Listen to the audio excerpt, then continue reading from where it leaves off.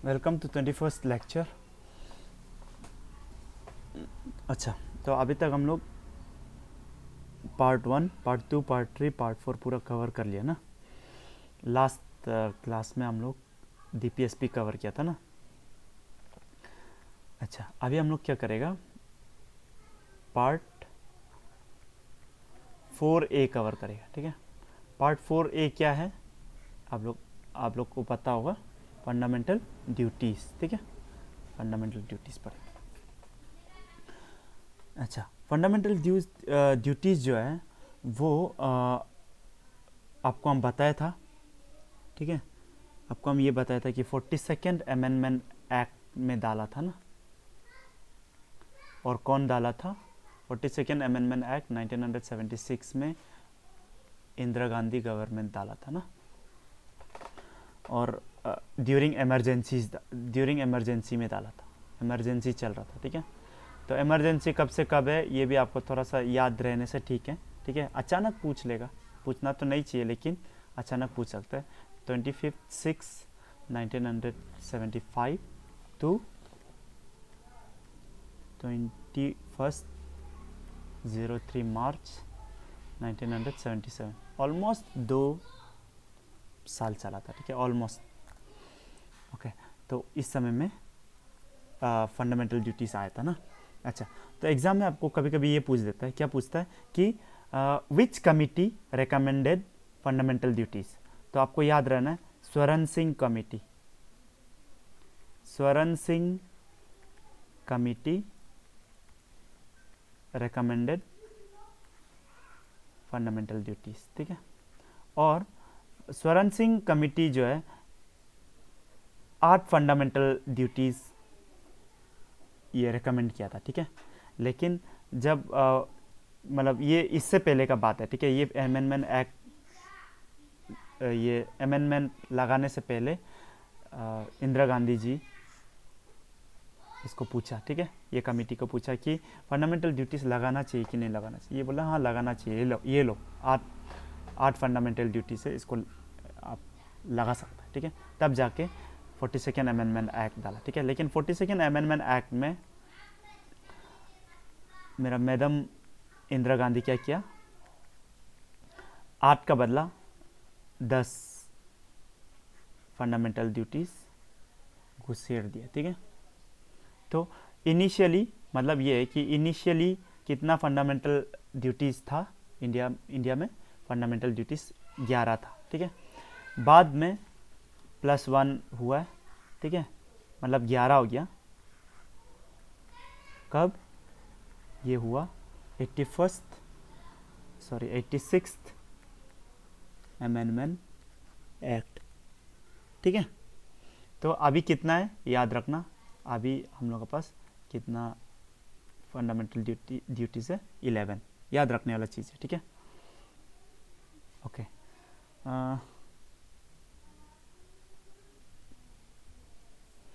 हाँ, तो हम लोग ये बोल रहा था कि 11 फंडामेंटल ड्यूटीज है। ठीक है, टोटल। अच्छा, अभी हम लोग देखिएगा एक एक करके। ठीक है,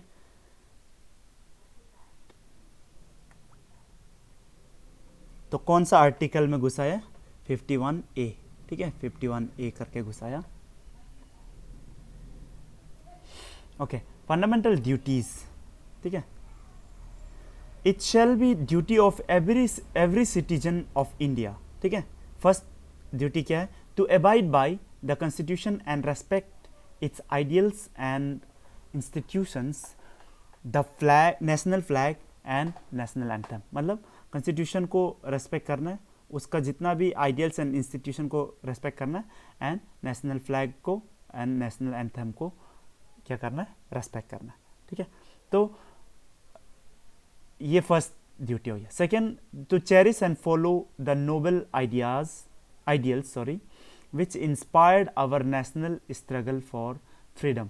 नेशनल स्ट्रगल फॉर फ्रीडम समय में जो भी नोबल आइडियल्स निकला था ना, तो उसको चेरिश करना है और फॉलो करना है। ठीक है, और हम लोग किया भी है। ठीक है, जितना भी हम लोग फंडामेंटल राइट्स हम लोग को मिला है ना, जैसा right to freedom of religion, ठीक है। तो ये इन ए वे कहीं ना कहीं हम लोग का नेशनल स्ट्रगल ऑफ फ्रीडम से भी रिलेटेड है, ठीक है, क्योंकि आपको पता ही होगा ये जिन्ना साहब एंड मुस्लिम लीग का ये करतूत एंड जो हिस्ट्री था, ठीक है, और भी बहुत सारा है, ठीक है। थर्ड है to uphold and protect the sovereignty, unity and integrity of India, इसको बचाना है, ठीक है, इंडिया का सॉवरेनिटी, यूनिटी एंड इंटेग्रिटी को प्रोटेक्ट करना है और अपहोल्ड करना है, ठीक है। To defend the country and render national service when called upon to do so, मतलब अगर आपका ये क्या कहता है, सपोज अगर अभी चाइना का साथ सपोज वार में चला गया, भगवान ना करे, ठीक है, हो गया, तो क्या होगा, अगर आदमी कम पड़ गया तो हम लोग यूथ लोग को जाना पड़ेगा, ठीक है, ओके, ये भी ड्यूटी है। To promote harmony and spirit of common brotherhood, ठीक है, amongst all the people of India, transcending religious, linguistic and regional or sectional diversity, ठीक है, to renounce practices derogatory to dignity of women। अच्छा, तो इसमें दो है, तो फर्स्ट तो आपका ब्रदरहुड वाला बात है, ठीक है, वो होना है, ठीक है। फिर अच्छा, आप लोग ये सबको डायरेक्ट याद करने की कोशिश मत करो, ठीक है, किस में क्या है, किस में क्या है, तो बहुत मुश्किल है, तो याद करने की कोशिश मत करो, आप लोग जस्ट इसको 2-3 बार पढ़ लो, ठीक है, तो आपका मन में बैठ जाएगा कि क्या था, ठीक है। तो आपका जब प्रीलिम्स में तो आपको सिर्फ याद करना होता है ना, ऐसा था कि नहीं था, ऐसे ही तो सिर्फ याद करना होता है ना, आपको थोड़ी लिखना होता है, ऐसा तो नहीं, तो एग्जैक्टली याद करना जरूरी नहीं, क्या क्या था ये हो सकता है, ठीक है। जैसा आपको अगर हम पूछेगा कि ड्यूटी टू पे टैक्स, ये क्वेश्चन आ चुका है, ठीक है, ड्यूटी टू पे टैक्स होता है क्या, तो आपको आप अगर ये नहीं पढ़ा है, ठीक है, फंडामेंटल ड्यूटी नहीं पढ़ा है, तो आपको लगेगा तो हाँ ये तो करना चाहिए, तो ड्यूटी होना चाहिए, ठीक है, लेकिन ये ड्यूटी नहीं है, अभी हम लोग देखेगा, ये 11 का अंदर में आता ही नहीं, तो इसलिए इसको हम लोग ड्यूटी टू पे टैक्स नहीं है, ये जान के रखना है, ठीक है। तो इसलिए जस्ट एक आइडिया ले लो, ठीक है, क्या है क्या नहीं, ठीक है। तो ब्रदरहुड एंड इधर में क्या बोला, डिग्निटी ऑफ वुमेन को बचाना है, ठीक है। Sixth value, to value and preserve rich heritage of composite culture, हम लोग का इंडिया में इतना ज़्यादा कल्चर है, ठीक है, हम लोग का अरुणाचल में ही देख लो, ठीक है, अगर अरुणाचल में भी देखने से क्या होगा, इधर तावांग लोग को देखो, ठीक है, तावांग, फिर इधर थोड़ा ये तावांग, बोमदिला, ठीक है, ये जो वेस्ट कामेंग जो एरिया है, ठीक है, कल्चर देख लो, थोड़ा सा इधर आने सेपा तरफ आने से ही चेंज हो गया बहुत कुछ, फिर इधर जाने से फिर कुरुंग में और ज़्यादा चेंज हो गया, ठीक है, फिर इधर जाने से फिर आदि बेल्ट आ जाएगा, ठीक है, बहुत डाइवर्स है, देख रहा है ना, अरुणाचल ही खुद इतना डाइवर्स है, उसमें रिलीजियन देखो कितना डाइवर्स है, हम लोग का यहाँ पे बुद्धिज़्म है, ठीक है, फिर हम लोग का जो इंडिजिनस जो वो है, ठीक है, इंडिजिनस ये दोनी पोलो, ठीक है, फिर हम लोग का यहाँ पे क्रिश्चियंस भी है, मुस्लिम्स भी है, ठीक है, जैन्स तो चलो हम नहीं मिला अभी तक, लेकिन होता ही होगा, ठीक है, एक दो कहीं तो, ठीक है। फिर से इधर जाने से फिर तिराप चांगलांग डिस्ट्रिक्ट में तो देखो फिर से यहाँ पे भी नामसाई तरफ में बुद्धिज़्म है, ठीक है, फिर यहाँ पे अपना फिर ये लोग का ये तिराप चांगलांग में अपना वो लोग का इंडिजिनियस वो है, ठीक है, फेथ्स है, ठीक है। तो अरुणाचल में ही देखो कितना कंपोजिट कल्चर है, ठीक है, तो इसको प्रिजर्व करना ये भी एक हम लोग का ड्यूटी है, ठीक है, हम लोग का जो रिच हेरिटेज है इसको प्रिजर्व करना बहुत ज़रूरी है, क्योंकि ये इसलिए इंपॉर्टेंट है क्योंकि अगर आपका कल्चर चला गया ना, आपका अगर कल्चर चला गया तो ख़त्म है, ठीक है, ख़त्म है, मतलब आप मरेगा तो नहीं है, लेकिन आपका फाउंडेशन गायब, ठीक है। आप खुद को सपोज आप नीसी है, ठीक है, सपोज, ठीक है, अब पता नहीं भी हो सकता है, आप खुद को मानो या आदि है, ठीक है, तो आपका कल्चर गायब हो गया तो आप खुद को नीसी कैसा बोलेगा, ठीक है, क्योंकि आजकल तो आप लोग देखा ही है, सब लोग ये हिप हॉप टाइप का, हिप हॉप और क्या क्या क्या क्या वेस्टर्नाइजेशन ज़्यादा हो गया ना, वेस्टर्नाइजेशन होने का कारण क्या हो गया, आप अपना कल्चर भूल गया, ठीक है, तो आप बाद में अगर आप कोई इधर जाएगा, कहाँ जाएगा, वेस्टर्न कंट्री जाएगा, तो हम नीसी है, ठीक है। नीसी क्या होता है, ट्राइब होता है। तो आप लोग का क्या होता है, तो आप कुछ बता ही नहीं पाएगा, क्योंकि आप जानता ही नहीं। समझ में आ रहा है ना। ऐसा होकर नागालैंड में क्या हुआ आपको पता है ना। नागालैंड में भी बहुत वेस्टर्नाइजेशन हो रहा था, ठीक है, अभी बहुत हुआ है, ठीक है। इसके बाद यहाँ से गया था ये बाहर पढ़ने, ठीक है, हमको याद नहीं आ रहा एग्जैक्टली कौन सा कंट्री, ठीक है। तो फिर वहाँ पे वो वो लोग का कल्चरल शो होता है, वो कॉलेज का, उसमें शो कर रहा था। तो वो तो इंग्लिश गाना गाया अपना, ठीक है। और नागालैंड में तो इंग्लिश बहुत चल रहा था, ठीक है, चलता भी है, ठीक है। तो इंग्लिश गाना गाया सब लोग। ये क्या ये प्रदर्शन कर रहा है, ठीक है, ये तो हम लोग का ही चीज़ है, अपना चीज़ दिखाओ, ठीक है। बोतल फेंका, ठीक है। तो वो लड़का जो है वो बहुत वो हो गया, डिस्टर्ब्ड हो गया। ही केम बैक टू नागालैंड, ठीक है। अपना माँ ना पिताजी को वो मार दिया, ठीक है। हमको बचपन से क्यों नहीं सिखाया, ठीक है, ये कल्चर, ठीक है। तो कल्चर बहुत इंपॉर्टेंट है, ठीक है। हम जस्ट कल्चर का इंपॉर्टेंस को थोड़ा हाईलाइट करने के लिए ये सब बताया, ठीक है। तो आपको ये बहुत इंपॉर्टेंट है, ठीक है, कि कल्चर को बचाना, ठीक है। 7th, to protect and improve natural environment के ऊपर में, ठीक है, including forest, lakes, rivers and wildlife, to have compassion for living creatures. देखो कंपेशन, देखो अचानक ये आ जाएगा ना, to have compassion for living creatures, ये ड्यूटी है क्या आपको, हाँ लिखना है, ठीक है। बहुत लोग को नहीं लगेगा, ठीक है, ये बात अगर ये पढ़ा ही नहीं तो ऑब्वियसली नहीं लगे है, कंपेशन तो थोड़ी करो बोला होगा, ऐसा सोचेगा, ठीक है। To develop scientific temper, very very important, ठीक है। आपका साइंटिफिक टेम्पर होना बहुत जरूरी है, ठीक है। आप जहाँ तक अंधविश्वास नहीं कर सकते, ठीक है। जहाँ तक अंधविश्वास करने का कारण आप लोग का ये मतलब बहुत खराब हो सकता है आपका, ठीक है। हम यहाँ पे एग्जांपल नहीं दे रहे, बहुत सारा एग्जांपल है, ठीक है।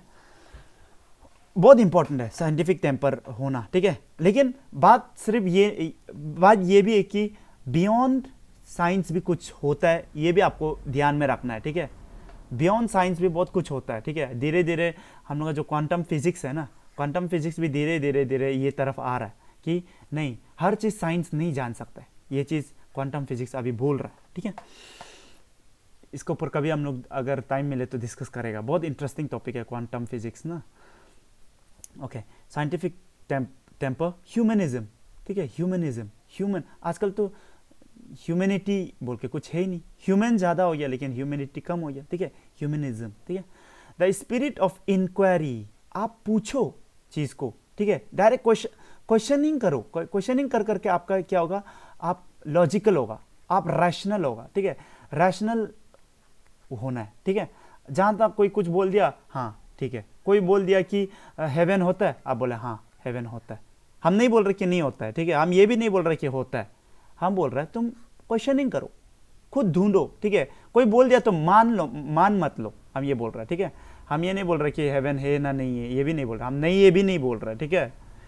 ढूंढो बोल रहा है, अभी होने से भी नहीं होने से भी, अगर सपोज हेवन है भी ना, सपोज है भी, लेकिन तुम सिर्फ मान रहे कि है, लेकिन तुमको पता, सिर्फ मान रहा है, समझ रहा है कि है बोल के, है कि नहीं है तुमको असली में पता नहीं, सिर्फ मान रहा है। तो बिलीव जो है ना, बिलीव जो थोड़ा सा कहीं ना कहीं प्रॉब्लम भी क्रिएट करता है, ठीक है। हालांकि बिलीफ एक बहुत बहुत स्ट्रॉन्ग एक वो है, पावरफुल चीज़ भी है, ठीक है। इससे बहुत कुछ हो भी सकता है, लेकिन आप ट्रांसफॉर्म हो सकता है, ठीक है। लेकिन राइट बिलीफ होना, ये बात है, ठीक है।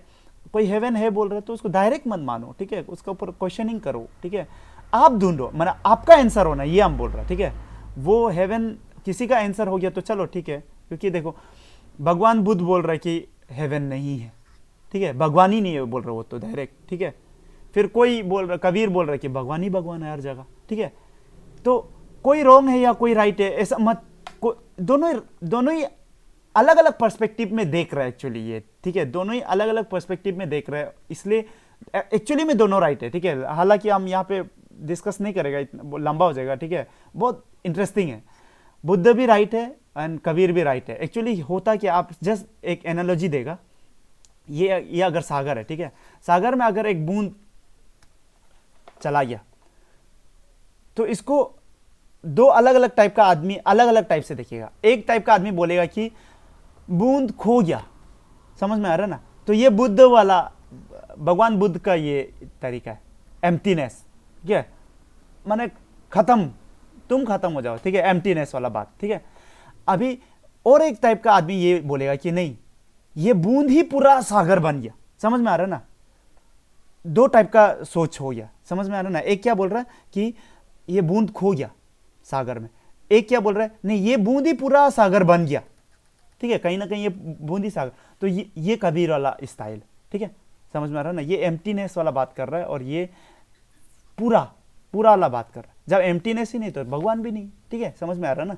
तो एक ही चीज को एक ही चीज को दो डिफरेंट पर्सपेक्टिव से देखने का कारण ऐसा हुआ है, ठीक है। तो इसको ये मत सोचो कि कौन राइट कौन रॉन्ग, कोई राइट नहीं कोई रॉन्ग नहीं है, ये पर्सपेक्टिव का बात है, ठीक है। इसलिए आप लोग जस्ट डायरेक्ट हेवन है ऐसा डायरेक्ट मत सोचो, या हेवन नहीं है ये भी डायरेक्ट मत सोचो।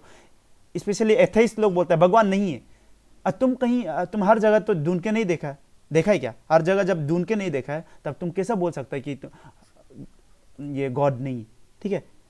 फिर कोई बोलता है भगवान है, तो वो भी रॉन्ग हो गया, ठीक है। तुम खुद नहीं जान के अगर कुछ बोल रहे ना तब तुम रॉन्ग हो गया, ये बात समझो, ठीक है, समझ में आ रहा है ना। हम यही बोल रहे हैं कि तुम्हारा आंसर होना चाहिए वो चीज जो, ठीक है, तुम है बोलो या नहीं है बोलो, वो तुम्हारा आंसर होना चाहिए, तुम ढूंढना चाहिए, इसलिए, ठीक है। इसलिए स्पिरिचुअलिटी में थोड़ा सा घुसो, ठीक है। स्पिरिचुअलिटी और रिलीजियन में डिफरेंस है। हाँ, हम स्पिरिचुअलिटी बोला है, हम नहीं बोल रहे रिलीजियन, क्योंकि एज एक एथेइस्ट आदमी भी स्पिरिचुअल हो सकता है, ठीक है। एक रिलीजियस आदमी भी अनस्पिरिचुअल हो सकता है, होता भी है, ठीक है, होता भी है, ठीक है। अच्छा, next, in spirit of inquiry, very very important, scientific temper, very very important, and reform, ठीक है।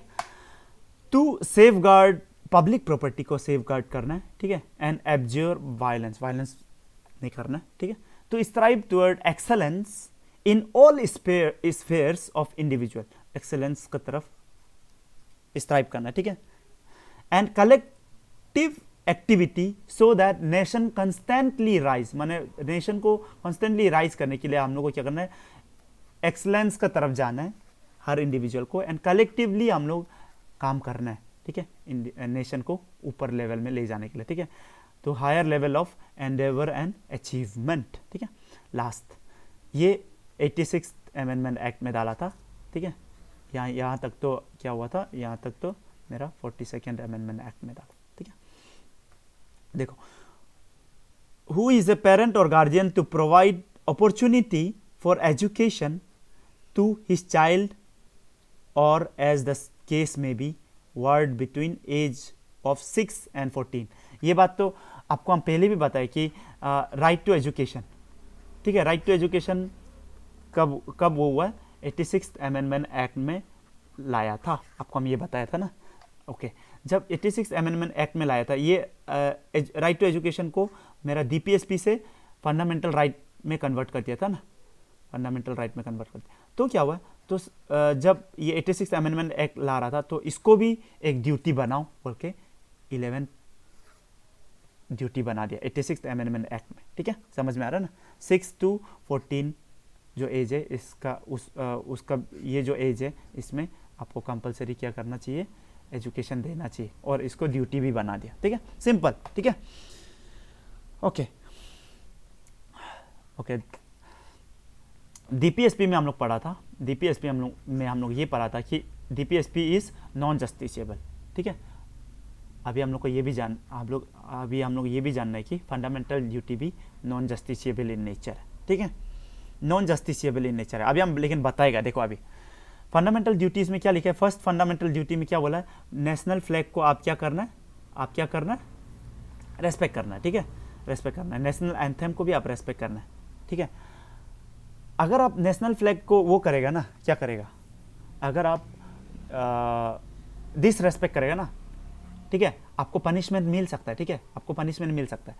तो अभी हम बोला है कि फंडामेंटल राइट जस्टिसेबल नहीं होता है, फिर ऊपर में ये इसका बाद अभी हम बोल रहे हैं कि अगर आप नेशनल फ्लैग को आप डिसरेस्पेक्ट करते हो तो आपको पनिश हो सकता है। तो ये क्या लोचा है, ठीक है, कोई लोचा नहीं है। सुनो, डीपीएसपी में हम क्या बोला था, ये जस्टिशिएबल नहीं है, ठीक है, जस्टिशिएबल नहीं है, लेकिन इसको थ्रू लेजिस्लेशन क्या कर सकते हैं हम लोग, इसको लॉ बना सकता है, थ्रू लेजिस्लेशन लॉ बना सकता है, और वो लॉ जो एनफोर्स होता है, ठीक है। तो सेम चीज ऐसा हुआ है, ये फंडामेंटल ड्यूटीज तो आपका जस्टिसेबल नहीं है, ठीक है, लेकिन ये नेशनल फ्लैग ये का ऊपर में कुछ लेजिस्लेशन आया था, एक्ट आया था, ठीक है। तो वो एक्ट का वजह से ये चीज जो पनिशेबल हो गया, ठीक है, वो फंडामेंटल ड्यूटी का वजह से पनिशेबल नहीं हुआ, वो एक्ट का वजह से पनिशेबल हुआ। समझ में आ रहा है ना? तो फंडामेंटल ड्यूटीज को भी क्या करना है, एनफोर्सेबल करने के लिए क्या करना पड़ेगा, लेजिस्लेशन करना पड़ेगा। ये पॉइंट को लिख लो, ठीक है। और इसका बता ही दिया, जस्टिसेबल नहीं है तो एनफोर्सेबल इन कोर्ट नहीं है, ठीक है, नो लीगल सैंक्शंस, ठीक है, ये भी हम बता दिया, ठीक है। ओके, तो लेकिन थ्रू लॉ हम इसको क्या कर सकता है, एनफोर्सेबल कर सकता है, ठीक है, थ्रू लेजिस्लेशन हम इसको एनफोर्स कर सकता है, ठीक है। सो इन ए वे फंडामेंटल ड्यूटीज जो है कहीं ना कहीं हम लोग का डेमोक्रेसी को स्ट्रेंथन करता है, ठीक है। ये बात लिखने जरूरी नहीं है, ऐसा नहीं आएगा, डेप्थ हो जाएगा, ठीक है, डेप्थ में पढ़ने से हमको ये बात समझेगा, ठीक है, लेकिन हम यहाँ पे नहीं बताएगा, ठीक है, क्योंकि आपको का एग्जाम आ रहा है, ठीक है, तो हम थोड़ा इसको स्किप करेगा, ठीक है। एग्जाम में ये भी पूछ सकते हैं, do you have duty to cast vote, ये पूछ सकता है। तो इसमें भी नहीं होना चाहिए, क्योंकि देखो बहुत लोगों को लगे कि वोट है तो हम लोग को हाँ होना चाहिए, लेकिन नहीं है, ठीक है। अभी तक 11 ही फंडामेंटल ड्यूटीज है और उसमें वोट मारना बल्कि कोई ड्यूटी नहीं है, याद रखना, ठीक है। ओके, तो इन ए वे हम लोग इधर में क्या हो रहा है, फंडामेंटल ड्यूटीज क्या कर रहा है, देखो आप लोग लिखते रहो, ठीक है। First point, significance of fundamental duties बोल के, ठीक है। फर्स्ट पॉइंट ये है कि it is warning against anti national and anti social activities, देख रहा ना, एंटी नेशनल एंटी सोशल ऐसा वाला चीज का अगेंस्ट में, ठीक है। सेकेंड पॉइंट लिखो, it is reminder to the citizens, it is a reminder to the citizens, ठीक है, कि रिमाइंड कर रहा है कि सिटीजन्स आपका भी कुछ ना कुछ रिस्पॉन्सिबिलिटी है, देखो, ठीक है। Okay, third, create feeling of active participation in achieving national goals, ठीक है।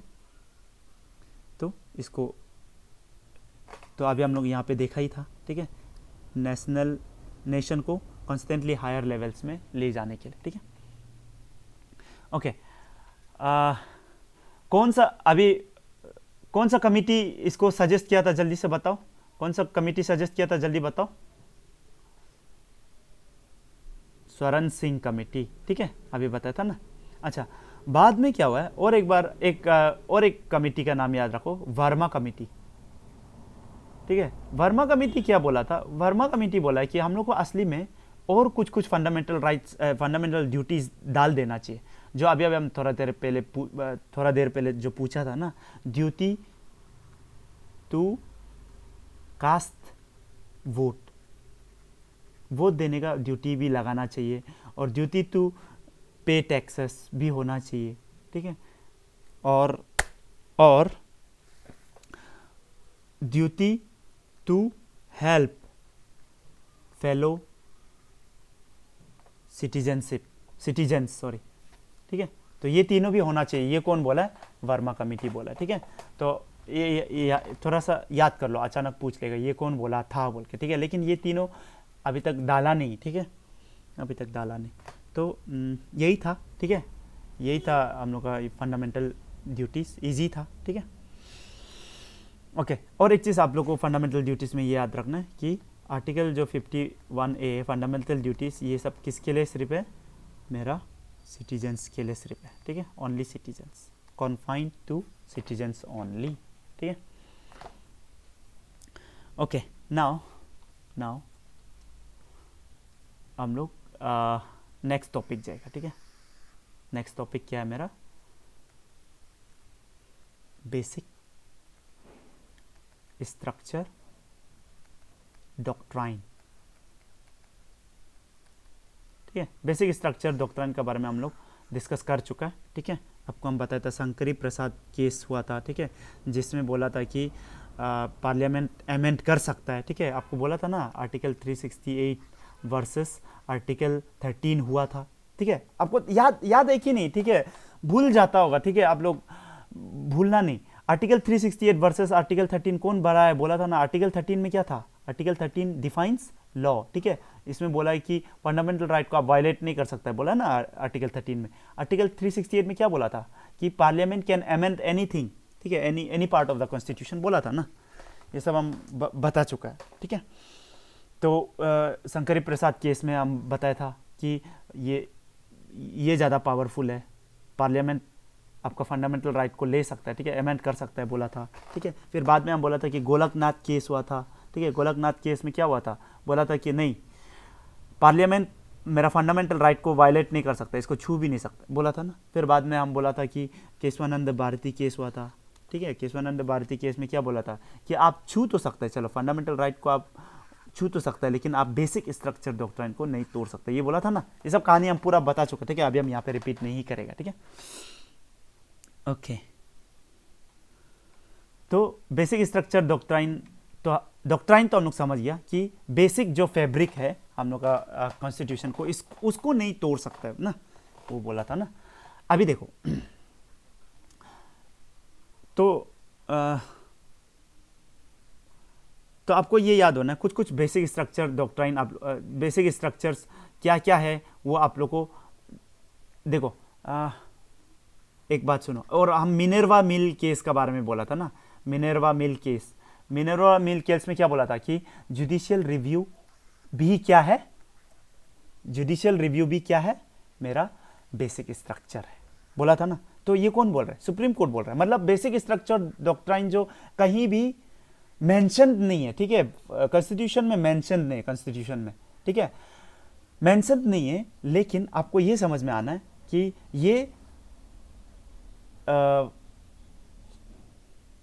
सुप्रीम कोर्ट जो धीरे धीरे करके एक जजमेंट में बोला कि ये भी स्ट्रक्चर, बेसिक स्ट्रक्चर का पार्ट है, ये भी बेसिक स्ट्रक्चर का पार्ट है, ये भी बेसिक स्ट्रक्चर का पार्ट है, इसको आप लोग नहीं तोड़ सकते, पार्लियामेंट को बोला, ठीक है। तो ऐसे ऐसे करके एक एक करके हम लोग देखिएगा, ठीक है।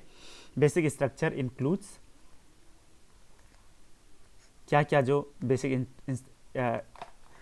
स्ट्रक्चर का अंदर में आता है, ठीक है। 1, सुप्रीमेसी ऑफ कॉन्स्टिट्यूशन, ठीक है, सुप्रीमेसी ऑफ कॉन्स्टिट्यूशन, कॉन्स्टिट्यूशन सबसे सुप्रीम है, ठीक है। सेकेंड, सोवरेनिटी, ठीक है, आप ऐसा चीज नहीं कर सकते कि जिससे सोवरेनिटी ऑफ इंडिया गायब हो, सोवरेनिटी। डेमोक्रेसी को आप नहीं छू सकते, ठीक है, आप ऐसा नहीं बोल सकते कि कल से डेमोक्रेटिक नहीं होगा, ठीक है। फिर रिपब्लिक नेचर, ठीक है, आप नहीं बोल सकते कि कल से हेड ऑफ द स्टेट मेरा बेटा होगा, ठीक है, ऐसा मोनार्की नहीं होना चाहिए, ठीक है, रिपब्लिक, ठीक है। ये तीनों जो नेचर है इसको आप नहीं तोड़ सकता है, ठीक है, क्योंकि ये बेसिक स्ट्रक्चर है।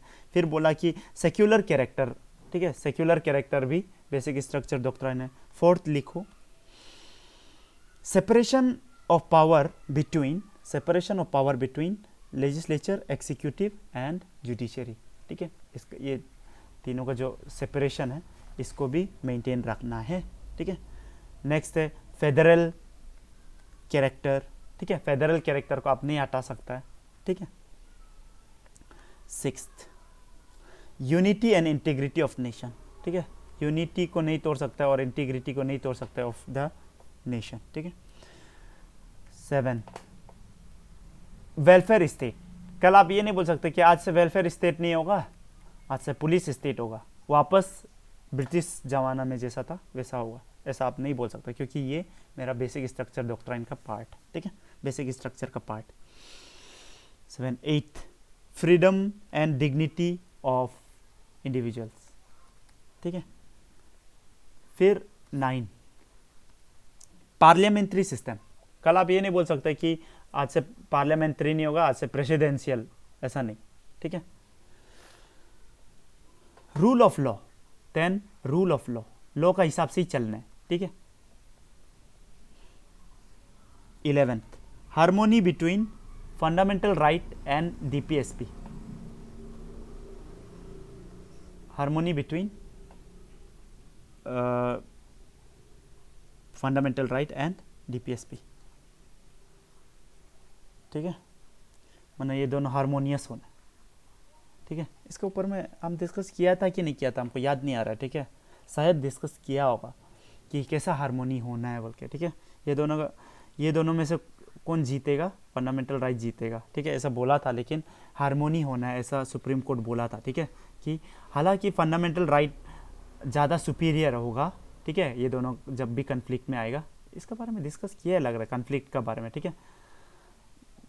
तब लेकिन भी DPSP क्या करना है, DPSP को भी जान के चलना है और ये दोनों हारमोनियसली काम करना है, ठीक है।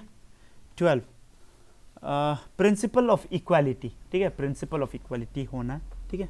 ये पूरा याद 2-3 बार पढ़ो, ठीक है, आपका खुद क्लियर हो जाएगा कि क्या क्या चीज़ को नहीं हटा सकता है, ठीक है। फिर 13 free and fair election free and fair election होना, ठीक है। तो इन ए वे ये क्या को बचा रहा है, डेमोक्रेसी को बचा रहा है, ठीक है। डेमोक्रेसी मतलब क्या है कि इलेक्शन होना है ना, डेमोक्रेसी मतलब क्या बोला था, हेड ऑफ द गवर्नमेंट क्या करना है, इलेक्टेड होना बोला था ना, इलेक्टेड तभी तो होगा जब इलेक्शन होगा, ठीक है। और इलेक्शन जब तक फ्री एंड फेयर नहीं होगा, आपका ट्रू डेमोक्रेसी नहीं हो रहा है। आप लोग का उधर में जब आप लोग बस्ती बस्ती में ये करने जाता है, जब इलेक्शन आता है आप लोग पैसा ले लेता है, इसका वोट डालता है ना बहुत लोग, ठीक है। तो इन्हें वे क्या कर रहा है, आप डेमोक्रेसी को किल कर रहा है, ठीक है। ये ट्रू डेमोक्रेसी नहीं है, पैसा लेना वेना, इसके बाद ये हम लोग का वहाँ तो होता रहता है बूथ कैप्चरिंग, ठीक है, इस बार भी बहुत हुआ था ना हम लोग का कुरुंगकु में, ठीक है। तो अनफॉर्चुनेट है, ठीक है, लेकिन है ऐसा, ठीक है। एक्टर लोग बढ़ती है तो हम लोग का वहाँ पे, हम लोग सब एक्टर है, ठीक है, ज़्यादा ही एक्टर हीरो लोग बढ़ती है तो हो रहा है, ठीक है। लेकिन ये ट्रू डेमोक्रेसी नहीं हुआ, ठीक है। ट्रू डेमोक्रेसी तभी होगा जब फ्री एंड फेयर इलेक्शन होगा, ठीक है। नेक्स्ट है इंडिपेंडेंस ऑफ जुडिशियरी, ठीक है। जुडिशियरी को किसी लेजिस्लेटिव या एग्जीक्यूटिव का अंदर में डाल देने से क्या होगा, इंडिपेंडेंट नहीं होगा, तब ये क्या हो जाएगा, गड़बड़ हो जाएगा, ठीक है, और ये लोग राजा बन जाएगा, ठीक है। तो इसलिए इंडिपेंडेंस ऑफ जुडिशियरी बहुत इंपॉर्टेंट है, ठीक है। नेक्स्ट है 15th limitation of power of parliament to amend, ठीक है। Limitation of power of parliament to amend मतलब पार्लियामेंट कुछ भी अमेंड करेगा ऐसा नहीं होगा, ठीक है।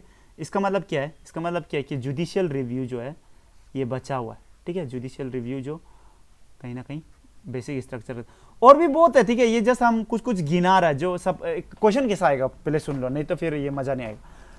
Which of the following is not is part which of the following is not part of basic structure, ठीक है। ऑप्शन दे देगा ABCD, ठीक है। उसमें से एक तो ऐसा हो जाएगा कि वेलफेयर स्टेट लिखा हो, तो वेलफेयर स्टेट लिखा होगा और यहाँ पे भी एक स्ट्रक्चर, तो जो रॉन्ग होगा वो जो हट जाएगा, ठीक है। ये जितना हम गिना रहा है उसमें से यहाँ पे कोई लिस्ट में होने से, ठीक है। अच्छा सुनो 16 क्या बोल रहा हम, ये हो गया लिमिटेशन हो गया। Access to judiciary, access to justice, ठीक है। जस्टिस का सबको जस्टिस मिलना चाहिए, ठीक है। एक्सेस अवेलेबिलिटी होना है और एक्सेसिबिलिटी भी होना है, एक्सेसिबल भी होना है, ठीक है। अवेलेबल तो हो जाता है बहुत लोग का, लेकिन बहुत लोग का एक्सेसिबल नहीं होता है, ठीक है। कोई जैसा इसमें क्या बोलता है, मेरा बस्ती में है, ठीक है, तो विलेज में है, तो उसको इतना दूर आना पड़ेगा कोर्ट के लिए, ठीक है। उसके पास उतना पैसा नहीं, तो वो कोर्ट को नहीं आ सक रहा है, ठीक है। तो ऐसा केस में भी वो सपोज वो गरीब आदमी हार रहा है ना, हालांकि वो राइट होने से भी उसको जस्टिस नहीं मिल रहा, समझ में आ रहा है ना। तो एक्सेस टू जस्टिस भी वेरी वेरी इंपॉर्टेंट है, ठीक है। तो इसलिए आजकल क्या हो रहा है, आजकल कुछ ये ऑनलाइन जस्टिस, ये ऑनलाइन कोर्ट भी हो रहा है, ठीक है, कोर्ट। तो वो कहीं ना कहीं हम लोग को विलेज ये जस्टिस को ना रूरल ये जगह में भी पहुंचाने में काम करेगा, ठीक है। 17 प्रिंसिपल ऑफ रीजनेबलनेस, मैंने कोई भी चीज़ करो रीजनेबल हो, ठीक है, मतलब ऐसे ही मत करो, रीजनेबल होके करो, ठीक है। आप फंडामेंटल राइट को छुएगा अगर पार्लियामेंट, तो कोई बात नहीं, आप छुओ लेकिन रीजनेबली छुओ, ठीक है। ऐसा मत करो कि आप कुछ भी कर दिया, ठीक है, ऐसा नहीं। फिर पावर ऑफ सुप्रीम कोर्ट भी इसका पार्ट है, ठीक है। सुप्रीम कोर्ट का पावर को इधर उधर अगर ये कम करने की कोशिश करेगा ना, डायरेक्ट सुप्रीम कोर्ट बोलेगा नहीं आप नहीं कर सकते, क्योंकि पावर ऑफ सुप्रीम कोर्ट भी क्या है बेसिक स्ट्रक्चर का पार्ट, ठीक है, सिंपल, ठीक है। ओके, तब तो आज के लिए हम लोग यहीं पे रुकता है, ठीक है। बेसिक स्ट्रक्चर ऑफ कॉन्स्टिट्यूशन तक हम लोग पढ़ लिया, ठीक है। फिर हम लोग नेक्स्ट क्लास में मिलेगा, ठीक है। टिल देन अच्छा से बैठो, अच्छा से पढ़ो, we will meet soon, God bless you.